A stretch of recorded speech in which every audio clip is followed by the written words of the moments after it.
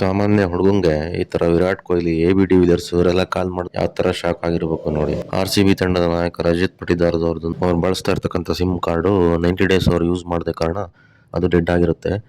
ಅದು ಈ ಹುಡುಗ ಛತ್ತೀಸ್ಗಢದ ಒಬ್ಬ ಹುಡುಗ, 21 ವರ್ಷದ ಹುಡುಗ. ಇವನು ಸಿಮ್ ತಗೊಳಕ್ ಹೋದಾಗ ಅವನಿಗೆ ಆ ಸಿಮ್ ಸಿಗುತ್ತೆ, ತಗೊಂಡು ಅವ್ನು ನಾರ್ಮಲ್ ಆಗಿ ಯೂಸ್ ಮಾಡ್ತಾ ಇರ್ತಾನೆ. ಹೀಗೆ ಒಂದ್ಸಲ ಅದ್ರಲ್ಲಿ ವಿರಾಟ್ ಕೊಹ್ಲಿ ಮತ್ತೆ AB ಡಿ ವಿಲಿಯರ್ಸ್ ಮತ್ತೆ ಇವರೆಲ್ಲ ಕಾಲ್ ಮಾಡಿದಾಗ ಅವ್ನು ತಮಾಷೆ ಅಂದ್ಕೊಂಡು ಸುಮ್ಮನೆ ಅದನ್ನ ಇಟ್ಬಿಡ್ತಾನೆ.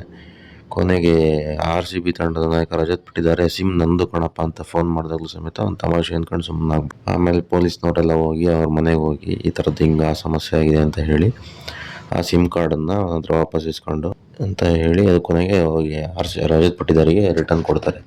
ಕೊನೆಗೆ ಪೊಲೀಸ್ನವರು ಇದು ಯಾವುದೇ ರೀತಿ ಯಾರ ಕಡೆಯಿಂದ ತಪ್ಪಾಗಿದ್ದಲ್ಲ, ಇದು ಕಾನೂನು ಸಮಸ್ಯೆ ಅಥವಾ ಇದು ಅದೊಂದು ವ್ಯಕ್ತಿ ಸಮಸ್ಯೆ ಅಲ್ಲ, ಟೆಲಿಕಾಂ ಕಡೆಯಿಂದ ಆಗಿರುವಂತ ಒಂದು ವ್ಯವಸ್ಥಿತ ವಿಧಾನ ಇದು ಅಂತ ಹೇಳಿ ಅಂತ್ಯ ಹೇಳಿದ್ದಾರೆ.